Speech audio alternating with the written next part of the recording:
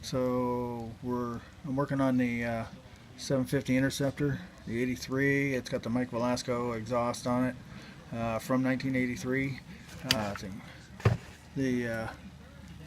The silencer or muffler portion of it, of the one header here, was rattling around. There's some pop rivets that hold this thing in, and they kind of wore out after 35 years.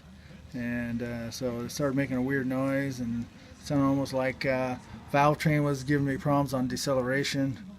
And then I looked down and saw this thing vibrating around. And so I've never had it off or separated in 35 years of owning the bike, so it's nice to document it a little bit in case I have to reproduce it or something, you know. Alright, and we'll put it back in. It slips right back in there, kind of works its way. So, and there you have it.